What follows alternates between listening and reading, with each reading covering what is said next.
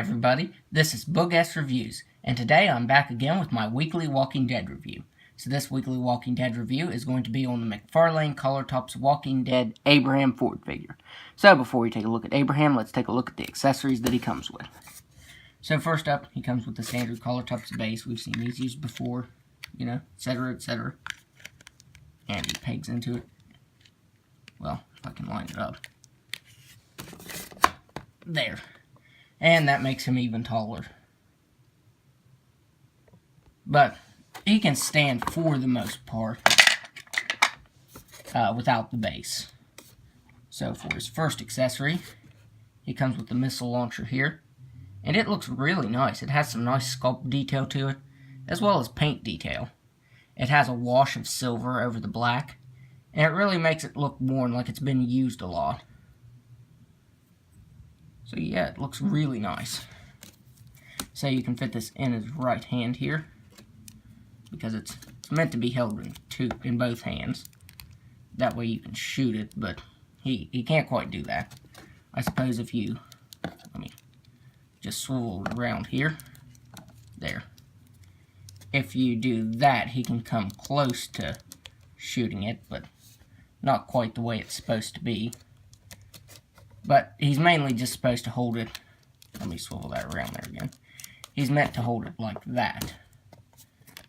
And as you can see, his left hand there is made to where it's supposed to be on his hip there. But the weird thing is, Abraham is left-handed, so he's holding his all of his weapons that he comes with in his right hand. Which doesn't bother me. It's just not really accurate to the show. And here he comes with his assault rifle. And again, it looks really nice as well. And it has that wash of silver over it. It also is cast in kind of a sparkly gunmetal color. So that looks nice as well. And then you just kind of wedge it into his hand. And it is just a little bit loose, but he can hold it just fine. So now looking at the head sculpt. The head sculpt looks really great. It looks just like Michael Cudlett's. And this was before the printing tech that McFarlane used, so still looks really good. Fun fact, he is directing tonight's episode of The Walking Dead, so that's going to be really cool. So one thing I did find odd is his whole head is cast in this gray color, and his hair isn't painted on all the way, and you can still see a little bit of the gray there, and a little bit right there, and you can see it in his ears. So that wasn't painted on all the way. Plus, you can see just a little bit of the yellowish brown. It's kind of like a mustard color. His hair is more orange or reddish color. But kind of weird that they cast his head in gray and then painted over it. But overall, the head sculpt looks really nice. And here's his dress blues. And really the only paint detail is on the shirt here and on the buttons, which were painted on nicely. There's not even really texturing going on this figure. They did paint his ring on there, but it kind of bled over to his pinky finger there. And he has a little bit of sculpting to his pants, but not much. He doesn't have a texturing like the previous Color Tops figures. And this is when they started to get more articulation, like when they started to get more articulated. And then his boots. That's the one thing with McFarlane. The boots always have some great detail to them. They look worn and they look muddy. So that's pretty cool. But they don't have soles on it like the previous Color Tops figures. So that's about all to go over with this figure. Like I said, this is when they started incorporating more articulation into them. Like he actually has knee joints and hip joints that, you could probably get him to... Yeah, you can get them to stand like that. So it doesn't look weird like the previous Color Tops where their hips moved, but they didn't need to move. It was, they had hip joints, but they didn't need them because they looked weird. So you can get him posed a couple different ways. You're not going to get anything too crazy out of him. But the articulation is there, and it doesn't look horrible if you do move it like some of the previous Color Tops. Also, he is kind of taller, because he's just barely fitting on the camera here. So he is taller than the standard Color Tops figure. So now let's go over his articulation. He has a ball-jointed head that can't move back at all because the shirt right there and his head meet, and he can't look back at all. And if you force it, it's going to chip the paint there and probably even the plastic. And he can't really look down that far at all. He can just look down a slight bit. And his head can move side to side. He has ball jointed shoulders that can move out all the way. This one can't move out quite as far because it's mainly meant to move up and down. But it moves out that far. He has single jointed elbows. They're also on swivels.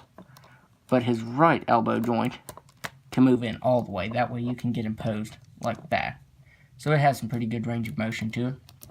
And he has ball jointed wrists that can move up and down and side to side. Although it does kind of look funny. You can get him holding the assault rifle here. So if you don't want his hand on his hip there, you can do that. He has swivel hips. He can kick forward that far. And he can kick back all the way. Let me get that back there. He has single jointed knees that are on swivels. They're the ratchet joints. But still, it's more articulation for the collar tops. And he has ball jointed ankles that can move down and up slightly and side to side more. So overall, this is a really good figure. Like I said, this is when they started making them more articulated. And when they made them more like action figures and not glorified statues. Now let me get him standing here. And for the size comparisons, I'm going to have to move my camera up some. But here he is next to Rick, and he towers over Rick since Rick is posed in that battle pose there. So there you can see how tall he is. Up next, here he is next to Daryl. And that's the reason why Daryl's hand broke, because I was trying to fit the missile launcher, like from No Way Out, in his hand.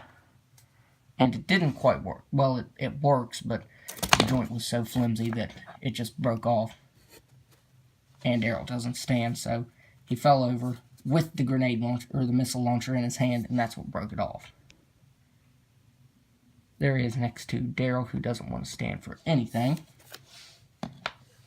And finally, here he is next to Negan. And you can see that Negan has more articulation. So as the line went on, the articulation increased, and they became more action figures than just, basically, like I said, glorified statues. So there he is next to Negan.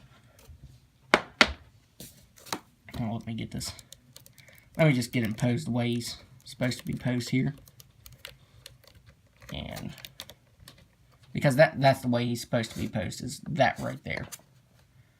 So overall, I would highly recommend this figure because it is really good. I was really hoping that we might get a Sasha figure in the collar tops, but like I said, the collar tops have been postponed as of now. But I'm really glad I got him in my collection. I think him and Carl ended up being the two hardest to find collar tops because it took me quite a while to find this Abraham figure. Plus, I hadn't reviewed him yet, so that was a plus. So overall, I would highly recommend this figure. So that's my review. If you like this review, be sure to hit the like button and subscribe to my channel. Thanks for watching.